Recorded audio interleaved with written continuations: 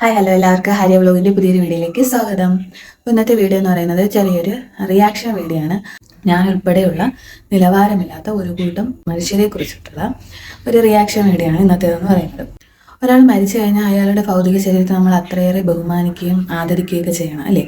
അതുകൊണ്ടാണല്ലോ നമ്മൾ മരണപ്പെട്ടു പോയ ഒരു വ്യക്തിയുടെ മുമ്പിൽ ചെന്ന് നിന്ന് അല്ലെങ്കിൽ മരണപ്പെട്ടു പോയ ആ ഒരു ഭൗതിക ശരീരത്തിന് മുന്നിൽ ചെന്ന് നിന്ന് നമ്മൾ കൈകൂപ്പി പ്രാർത്ഥിക്കുന്നതൊക്കെ എല്ലാവരും കണ്ടിട്ടുണ്ട്. ഞാൻ ഉൾപ്പെടെയുള്ള ആൾക്കാർ ചെയ്തിട്ടുള്ള കാര്യമാണ്. മരണപ്പെട്ടു പോയ വ്യക്തി എങ്ങനെയുള്ള ആളാണെങ്കിൽ കൂടി അയാളുടെ ഭൗതിക ശരീരത്തെ അത്രയേറെ ബഹുമാനിക്കുകയും ആദരിക്കുകയും ചെയ്യണമെന്ന് പഠിപ്പിച്ച ഒരുപാട് പിതാമഹന്മാരുള്ള ഒരു നാടാണ് നമ്മുടേത്. മക്കൾ അത്രയേറെ സ്നേഹിച്ച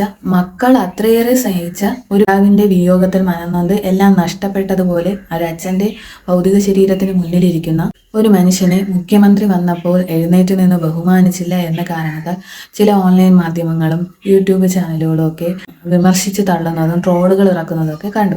എനിക്ക് എന്താണ് ഇത് കാര്യമെന്ന് ചോദിക്കുന്നവരോട് ഞാൻ ആരുടെയും പക്ഷം പിടിച്ചൊന്നും പറയുന്നതല്ല. എന്നിരുന്നാൽ കൂടി ചിലതൊക്കെ കാണുമ്പോൾ നമുക്ക് ചിലതൊക്കെ പറയണമെന്ന് തോന്നുമല്ലോ. മരിച്ച് മുന്നിൽ കിടക്കുന്ന അയാളുടെ പിതാവ്, അയാൾക്ക് തന്റെ പിതാവിനോളം വലുതല്ല മറ്റൊന്നും. അപ്പൊ നമുക്ക് തന്നെ അറിയാം, നമ്മുടെ കൺകണ്ട ദൈവം നമ്മുടെ അച്ഛനും അമ്മയാണ്. നമ്മളെ കഷ്ടപ്പെട്ട് പഠിപ്പിച്ചതും വളർത്തിയതും വലുതാക്കിയതും എല്ലാം നമ്മുടെ അച്ഛനും അമ്മയും കൂടി ചേർന്നിട്ടാണ്. ചിലർക്ക് അച്ഛൻ മാത്രമായിരിക്കാം, ചിലർക്ക് അമ്മ മാത്രമായിരിക്കാം.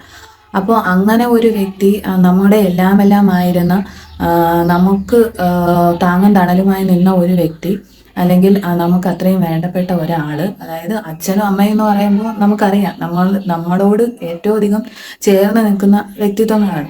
അപ്പം അതിലൊരാൾ മരിച്ചു കിടക്കുമ്പോൾ എന്തായിരിക്കും നമ്മുടെ സിറ്റുവേഷൻ എന്ന് നമുക്ക് ഊഹിക്കാൻ പറ്റില്ല.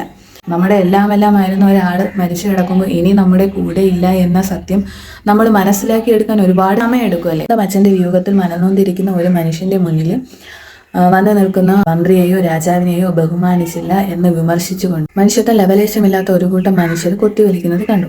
ആരോപണ വിധേയനായ ആ മനുഷ്യന് ഈ ലോകത്ത് തന്റെ അച്ഛനേക്കാൾ വലുതായി മറ്റാരെയും തോന്നിക്കാണില്ല.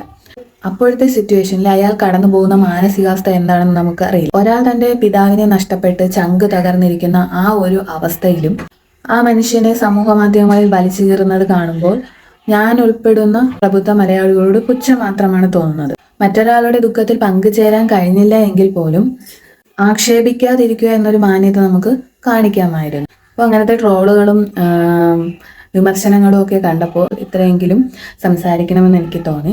അതുകൊണ്ടാണ് ഞാനിങ്ങനെ ഒരു വീഡിയോ ചെയ്തത്. ഇത് ആരെയും കുറ്റപ്പെടുത്താനോ അല്ലെങ്കിൽ ആരുടെയും പക്ഷം ചേർന്നോ ഒന്നും പറയുന്നതല്ല. പക്ഷെ നമുക്ക് അറിഞ്ഞുകൂടാ ആ ഒരു മനുഷ്യൻ അല്ലെങ്കിൽ ആ ഒരു വ്യക്തി ആ ഒരു സാഹചര്യത്തിൽ ഏത് രീതിയിലൂടെയാണ് കടന്നു പോകുന്നത്, അയാളുടെ മനസ്സിലുണ്ടാകുന്ന മാനസിക ചിന്തകളോ സമ്മർദ്ദങ്ങളോ ഒന്നും നമുക്കറിയില്ല. അയാളുടെ അച്ഛന്റെ വിയോഗത്തിൽ അത്രയേറെ ദുഃഖിതനായിരിക്കുകയാണ്, അല്ലെങ്കിൽ അത്രയേറെ സങ്കടപ്പെട്ടിരിക്കുകയാണ്. അപ്പോൾ അയാൾ ചിലപ്പോൾ ആ ഒരു സിറ്റുവേഷനിൽ നമ്മൾ പറയില്ലേ, നമ്മളുടെ സ്ഥലകാല ബോധമെല്ലാം നഷ്ടപ്പെട്ടു പോയി എന്നൊക്കെ പറയില്ലേ, അതുപോലെ ഒരു അവസ്ഥയിലായിരിക്കാം അയാളും ഇരുന്നിട്ടുള്ളത്. പക്ഷേ അതിനെ ഓൺലൈൻ മാധ്യമങ്ങളൊക്കെ എന്തൊക്കെയോ കിട്ടിയതുപോലെ, അല്ലെങ്കിൽ ഇന്നത്തേക്കുള്ള ഒരു ഇര എന്നതുപോലെ അദ്ദേഹത്തെ എടുത്തിട്ട് ട്രോളുന്നതും വിമർശിക്കുന്നതും ഒക്കെ കണ്ടപ്പോൾ ഇത്രയെങ്കിലും സംസാരിക്കണമെന്ന് എനിക്ക് തോന്നി. അതുകൊണ്ടാണ് ഞാനിങ്ങനെ ഒരു വീഡിയോ ചെയ്തത്. ഇന്നത്തെ വീഡിയോ ഇത്രയേ ഉള്ളൂ. മറ്റൊരു വീഡിയോയിലൂടെ കാണുന്നതുവരെ എല്ലാവർക്കും ബൈ.